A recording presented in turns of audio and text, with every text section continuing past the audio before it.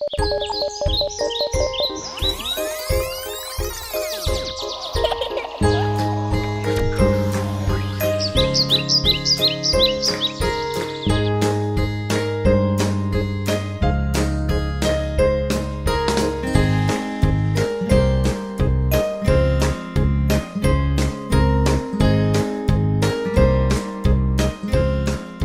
是台北市第3次的学习型国际的研讨会。那这次也特别邀请了包括澳洲、英国、意大利、日本、韩国，还有大陆的学者专家来。那我们希望透过这次研讨会，把台北市在6D 城市的推办情形跟其他县市分享，也希望透过这个学习型城市的一个交流机会，可以知道国际的一个办理情形，也希望透过这些专家的一个相关的一个经验分享，可以引导我们未来再怎么办理的情形。那我们也希望这两天，包括台北市的相关局处的一个分享，还有我们学者专家的分享，包括我们国外的学者专家跟国内学者专家的分享，来共同的把台北市办理的情形做更好、更完美。It has been very interesting to return to Taipei after 5 years and to see what has happened and to see the development in the Taipei Learning City. I've been most impressed by the creative initiatives that have been taken. For example, the Learning Neighbourhood pilot projects. I was very interested to see things like the Weehu Weaving House and to see how the people from the community have been pulled in.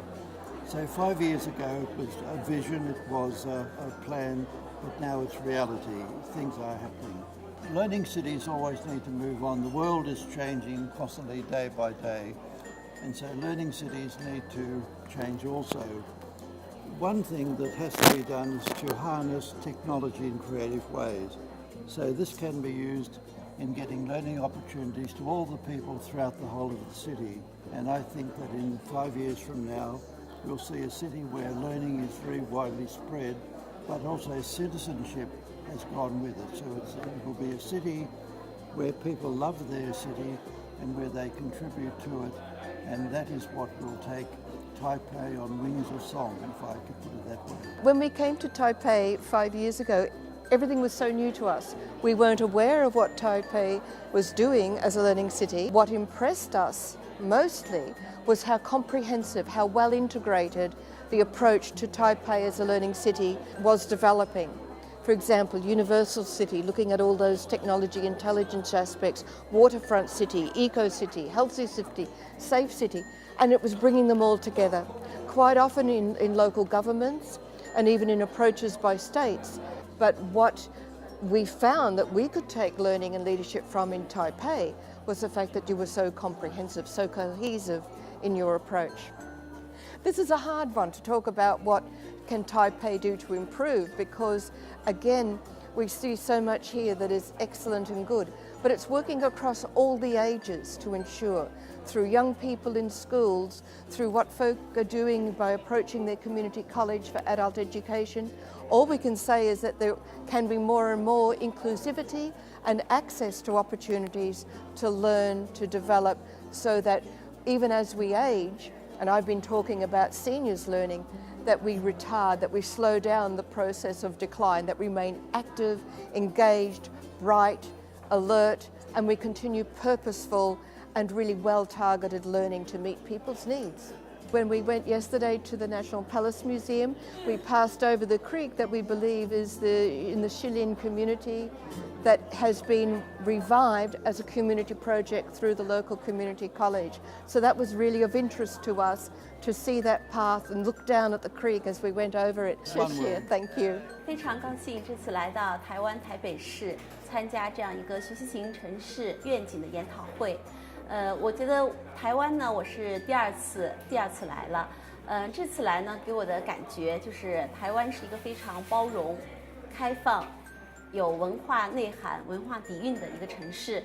然后这里的这个居民、这里的市民都非常的热情好客，彬彬有礼。我们感觉受到了这个贵宾般的这样的一个周到的热情的安排，和服务。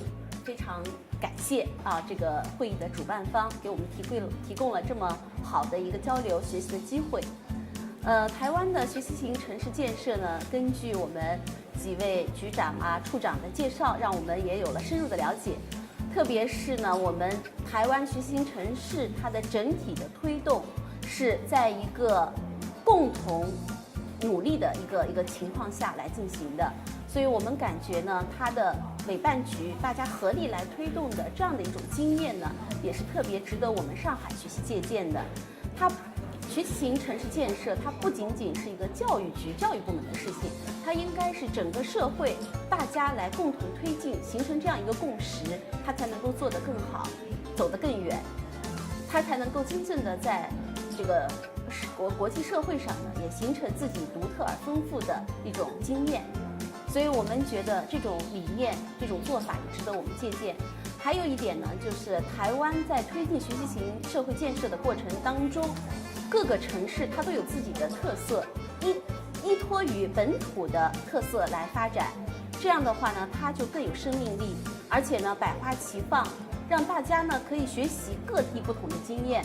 经过这次我们吴明烈教授的一个介绍，我们也非常的想了解像这个高雄还有这个垦丁等等这些地方，他们在推进学习型社会建设的时候呢，如何结合当地的地情、地方的特色，这个呢，我们想有机会呢，还能够更深入的去了解一下。Well, I'm very impressed with Taipei's Learning City. It's something quite close to my heart. They've got sustainability and the environment quite strongly in their vision for the Learning City, and I like that. It was the green groups and the happy farm and green roofs and campus farms and they've 25,000 participants, and it's so impressive. That's very impressive. I think a lot of places could learn lessons from the way that you've done that, because it's people really getting their hands dirty, isn't it, and working in that way, but they learn so much doing that. And I think it's quite impressive. I would take that lesson back to Swansea in Wales and talk about that. And of course you've got that holistic vision as well, haven't you, where you have health, environment, community development, all in one vision for Learning City. And I think that's really, again, something that I think is worth paying attention to. So I think Taipei's doing very well. I've never been to Taiwan or Taipei, and it's my first visit to anywhere in the east. So it's very nice, very exciting. 最主要就是每个区要首先要设办一些办理一些采用各种各样的方式吧，那要办一些社区大学，要推广一下推动一下整个社区，就是整个城市的一个学习化所以这就是在日本都没有过的，所以是我以为就是在台湾就像台北的社区大学做法吧，是更感兴趣的。以前的社会吧，在日本的社会，这可以说是非常成功的。比如说大量生产大量消费，而且扩大再生产的这样一个工业化的社会的模式吧，那要看的话，是日本的社会就是非常成功的。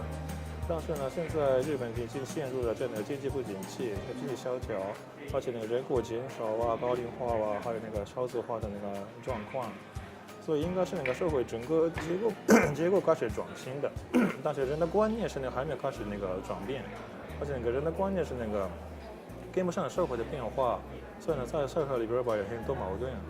但是在台北的话，台北是开始进入了社会转型的时期，但是好像就是台北利用这终身学习或者社区大学的做法吧，来首先要改变一些人的一个观念，要让市民吧要跟上社会的转变，要改变自己的观念，要改变自己的生活方式。这样的话是可以减少在社会上的矛盾呢。所以我以为就是里面的这样的做法吧是非常好的。I think I've learned a lot from Taipei as a learning city, and I think their idea of having it in small sections, in small groups, is really very important. And where I come from in Cork, it's a small city, but we even have to make it into smaller units again to practice the learning city idea. And we've broken it into learning neighbourhoods. And I know Taipei visited Cork last June, 4 people. They had a good trip where we brought them to see examples of Cork as a learning city. The UNESCO 3rd International Conference, and Cork has been chosen to host that conference next September 2017 from the 18th to the 20th of September, and we're looking forward to hosting that conference. UNESCO invites people from all over the world, and we'd love if delegates from Taipei, Taiwan were also invited. We would be very happy. It's my first time Taipei, my first time in Taiwan, my second time in Asia, so I don't know nothing about your culture and would like to know much more. You have a lot of very good experiences about learning cities and from different perspectives. It's very interesting that you have been able to put together all these different things, and it's also very interesting to notice that it's a common perspective between all the stakeholders in the city. I love Taipei, it's amazing. I love the city, but above all, I really like people. Everyone is so friendly, so smiley, so helpful. I really love it.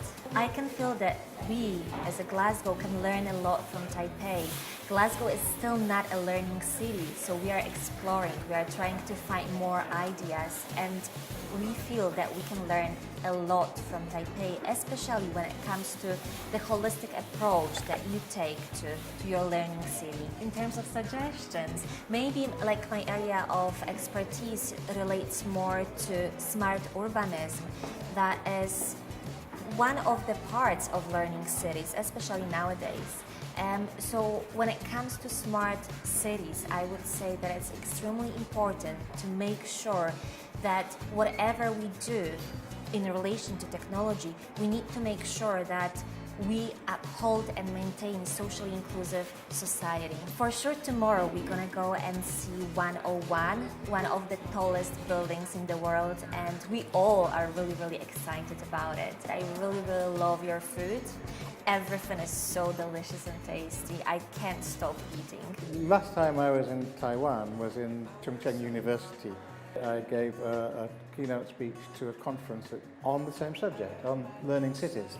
I have been very impressed by what has happened so far within the last 4 years since you started getting serious really about developing a learning city. It really is very impressive what you have done, particularly with the community colleges and the way in which you have expanded lifelong learning to the people themselves, rather than in the top down into to the city leaders.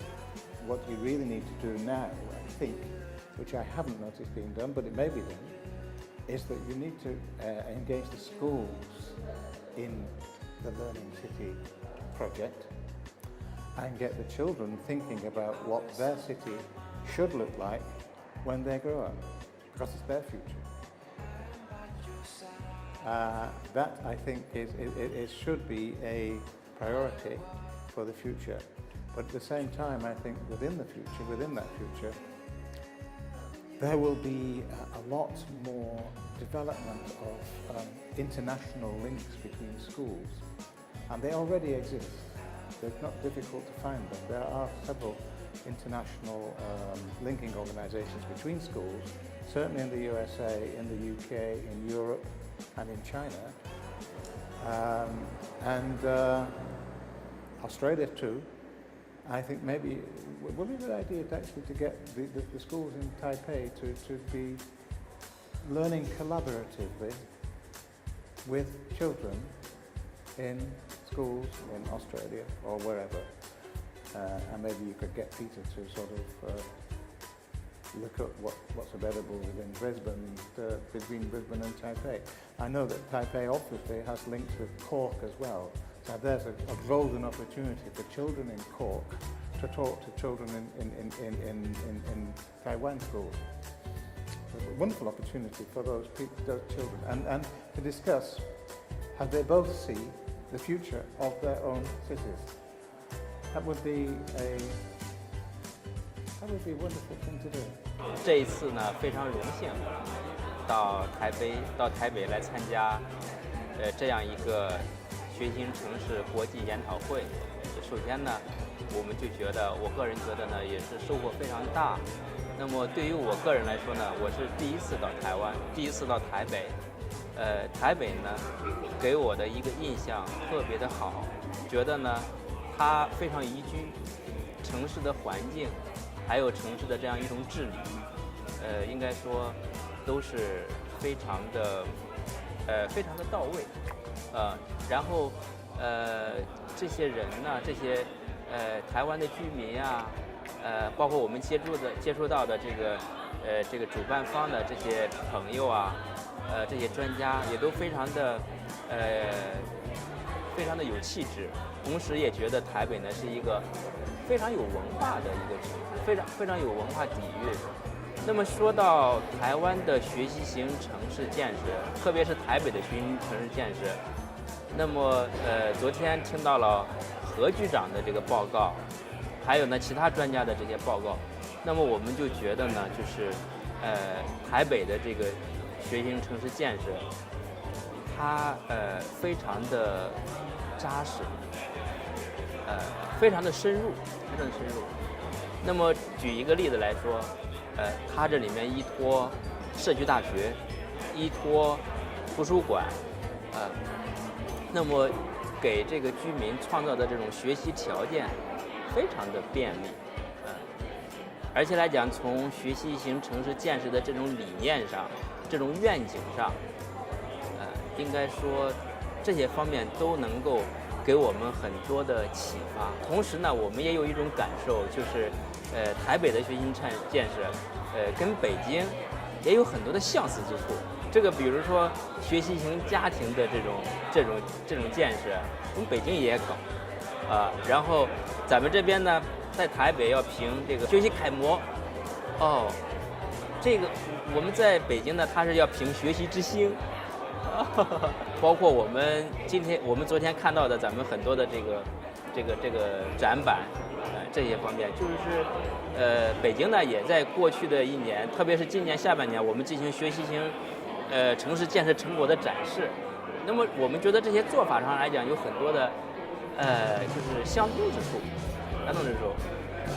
当然说呢，我们觉得台北的学习建设呢，它有一点特别值得我们去借鉴，就是它是很多的要依靠了多元化的一种力量，这种有比如说社区大学，有这个图书馆，那么还有一些其他的，包括这个我们看到的志愿者的这种力量等等，就是说包括一些机构、一些民间机构的力量，就是说他们都在为学习型城市建设来做出贡献。这一点来讲呢，就是说我们以后呢要在北京来讲要好好的借鉴，因为北京呢它在学习型城市建设方面还很大一方面是靠政府去推动、政府去主导。而且呢，还有一点，第二点，我们的印象也特别深刻，就是台北在建设学习型城市的这种过程当中，它的依托的机构叫社区大学，而社区大学呢，它不仅仅是说做这种教育或培训，或者是人才的培养，而是说呢，它还要参与这个社区的治理，社会的这种管理，社会的这种和谐呀，和谐的这种发展，这些方面呢，我们觉得是非常难得的，就是说作为一个教育机构，它发挥了一种多元化的功能，这一块来讲呢，我觉得在北京呢，将来要好好的加以借鉴。